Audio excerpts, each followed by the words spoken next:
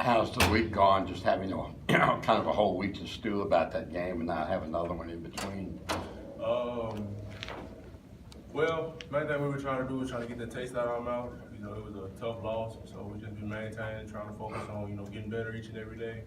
You know, we got finals and we got practice, so we basically trying to, you know, balance both of them out. But you know, it's a work in progress, and we're tagging along with it. And Desi came in and gave you guys a pretty good spark off the bench. What do you think of his performance in the game the other day, and just his performance on the season, kind of with what he's added to the team so far? One thing Desi's added to the team is a lot of energy. I mean, we have a lot of energy guys off the bench, but he's our main energy guy coming off the bench. I mean, he had that spark, you know, when we like in the middle of the game, and you know, we just couldn't, you know, find him after. And with going down the stretch, we got to do things such as, you know, find him whenever he gets tired, because you know he's been showing potential the past couple of days in practices, and actually, as y'all can see in the game also. Is there something in particular you really like about his game? Well, besides energy, what does he bring to you guys? I like the fact that he never backs down. I mean, you know, we could be in a situation to where we're losing or anything. Like yesterday in practice, I was on one team, he was on another. His team was losing, and like he's on the sideline trying to, you know, motivate his team to, you know, get with the program and run the floor and do certain things on the floor to, you know, bring them back in the game. And basically, he's showing a little bit of a leadership role in like certain areas of like the game as we go down the stretch. I guess North Little Rock's about as close to El Dorado as you get to play, and some of the guys. Does it mean a lot? Just, you know, and like does your family or more people get to go to this game than maybe others would? It means a lot to me because, you know, like you said, you know, I get family to come up here, friends, all that. Basically, half of El Dorado was going to be up there because, you know, it's just that me being able to make it out and, you know, achieve a lot of things, it just shows them that, you know, hard work pays off, and they want to come see hard work and talent, you know. Yeah, your ticket sales are going pretty good down there. You guys only play once. Seems like no matter who you're playing, people are just excited to see you guys play. What do you remember about the atmosphere down there last year? What do you anticipate for Saturday night? I mean, the atmosphere was crazy last year. I mean, I think it was sold out last year, wasn't it? I'm not sure. I can't Sorry. remember. But when I got down there, I mean, like, once the first person walked in, the energy just went up in the building. It just never stopped. It's like it blew the roof off the building. And as soon as the tip-off went, I mean, you could just feel it. And you could feed off that energy. And it's like everybody in there was ready to watch Razorback basketball. Daniel, when you looked at the tape from the other night, what stood out to you down the stretch that on some of the offensive possessions? What was going on? I think maybe some of the, you said like offensive possessions for us? Yeah. Most of the possessions that we had, it was just sticking in one person's hands. Like Coach said, we didn't have that many assists. Only one guy had, we had like 10 assists, and one guy had 7 of them. So as you know, that the ball stuck in one person's hands. We didn't move on offense as much. You know, basically when we come down, we have to, you know, move the ball to where we can get good cuts, certain baskets, and all that. So basically coming down the stretch, we got to move the ball. And if we don't move the ball, the offense gets stuck.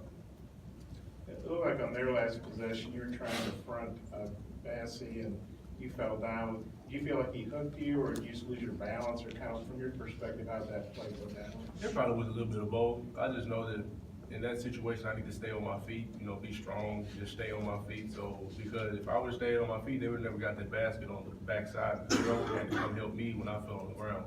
So, moral of the story, I just had to stay on my feet and, you know, just stay solid on defense because, you know, when he came around, he hooked me a little bit, but, you know, sometimes we only had 2 reps, so I wasn't expecting them to see that foul anyway, so that's why I didn't complain that much. So, I mean, I just have to stay on my feet because in situations like that can cost us games, and that's what it did. UTSA, they're 3-6, not the best record, obviously. How do you guys approach a game like this, especially coming off a tough loss? We approach this game as we approach any other game. We got to come out and play our best because we can't just, you know, go out, a team's 3-6 and just play on their level. We got to, you know, play beyond their level. We got to go to another level that we hadn't been to before. And, you know, if we don't get to that certain level and play at their level, you know, it might turn out as another loss like how Western Kentucky did. Bassey, high type of guy, he had a good game, you had a good game. After playing him, what did you think about him, how the matchup went? He was a real big guy. I mean, you know, he was 250 pounds, if I'm not mistaken, 240 maybe.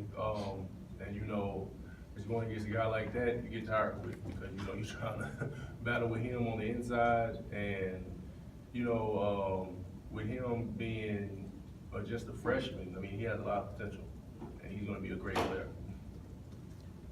Hey, Daniel, what have you seen from the accountability factor of you and your teammates in the days since then, like, for what happened, you know, for the loss? What have you seen from your teammates? From what I'm seeing is that us having this loss like this, it's showing us a lot of things because just like the Texas loss, it showed us, you know, that when we get a lead, we gotta make sure we keep that lead. But this loss is gonna show us that we're gonna have to, you know, grind it out no matter how tired we are, no matter how sluggish we feel. We just gotta grind it out for the whole 40 minutes. We just can't take breaks on certain possessions. I think Mike Anderson said after he thought maybe Colorado State game, everyone almost shot too well, that there was a little kind of fool's gold that maybe depending on shooting well, and that maybe was a factor the other day. You feel that's? Maybe so. I really couldn't tell. I mean, we shot it well against Colorado State. I mean, if we would've came in and shot it well against Western Kentucky, I'm pretty sure we would've won. But, you know, we can't focus on mainly just, you know, shooting threes all the time or shooting jump shots. So that's basically my point on it. I think you guys came in holding opponents about 36%, and Western Kentucky, you know, shot 50%. They're probably a lot better team than their record show. But how do you feel about the defense, and the defense been a focal point in practice this week?